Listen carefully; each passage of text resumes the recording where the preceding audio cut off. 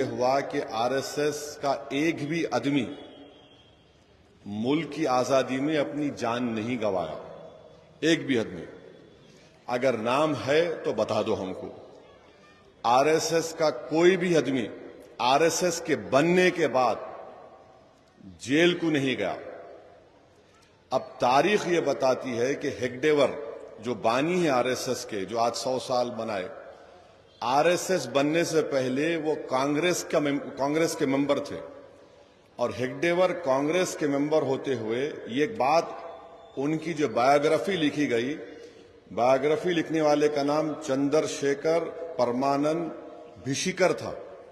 तो उस वक्त हेगडेवर ने, जब आरएसएस बनी नहीं थी, वो अंग्रेजों के खिलाफ और एहतजाज किस पे करे? खिलाफत मूवमेंट की ताईद में हेगडेवर थे, समझिए आप। तो खिलाफत मूवमेंट की ताईद में थे, तकरीर करे, पकड़े गए, 1 साल जेल में थे। उसके बाद महात्मा गांधी ने क्या कहा था कि जो कोई भी अंग्रेज उसको गिरफ्तार कर रहे हैं वो वकील नहीं ठहराएंगा, वकील नहीं ठहराएंगा। मगर हेगडेवर वकील ठहरा लिए। एक ये देखो आप, बेचैनी उनकी। दूसरा, जो डंडी मार्च हम बोलते, जो नमक का जो तारीख में आया 1930 में, उस वक्त हेगडेवर जेल को गए और जेल में उन्हीं की इस चंद्रशेखर परमानंद भिशिकर की किताब में वो लिख रहे कि हेगडेवर उसमें इसलिए हिस्सा लिए ताकि वो लोग जो जंगे आजादी में हिस्सा ले रहे थे उनको आरएसएस में शामिल कर ले। मकसद ये नहीं था, मकसद ये था कि आरएसएस में शामिल करना इनको। तीसरा, आप देखिए कि क्विट इंडिया मूवमेंट हुआ 1942 में। 1942 में क्विट इंडिया मूवमेंट हुआ। उसमें प्राइम मिनिस्टर बोलते चिमूर मूवमेंट। भाई उसमें तो कई वॉलंटियर थे। आप कैसा उसमें माने, आप उंगली काट के भी शहीदों में शामिल नहीं हो सकते। वहां भी एक प्रधानमंत्री लंबी दे दिए।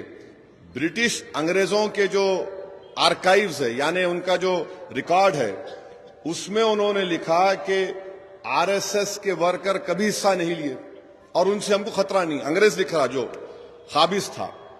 अब चौथी बात यह है कि जब क्विट इंडिया मूवमेंट हो रहा था, तो श्यामा प्रसाद मुखर्जी फजलुल हक के साथ डिप्टी सीएम थे। और फजलुल हक कौन था? ये वो आदमी था फजलुल हक जिसने मुस्लिम लीग की इजलास में पाकिस्तान बनाने का रेजोल्यूशन मूव किया और श्यामा प्रसाद मुखर्जी उसके साथ डिप्टी सीएम थे। ये 4 चीजें, इसका जवाब भारत के प्रधानमंत्री नहीं देंगे। फिर ऑर्गेनाइजर एक आरएसएस की मैगजीन है। 1947 14 अगस्त आरएसएस अपनी मैगजीन में लिखा कि ये जो हमारा तिरंगे के 3 रंग है ना, उसमें लिखा कि ये जो 3 रंग है ये अशुभ है। अशुभ है कहा, ये एक बात हो गई। ये भी हमारे प्रधानमंत्री को मालूम, मगर डाल दे रहे, गुगली डाल रहे। दूसरा, आप देखेंगे 23 नवंबर 1949 जब हम संविधान अपनाने, आईन हम अपने आप को बना लिए, जिसको बाबा साहेब अम्बेडकर और मुल्क के मुजाहिदीन आजादी ने बनाया, तो आरएसएस ने क्या लिखा कि हमको ये संविधान की जरूरत नहीं है। ऑर्गेनाइजर में लिखा हमको मनुस्मृति चाहिए। मनुस्मृति मुसलमान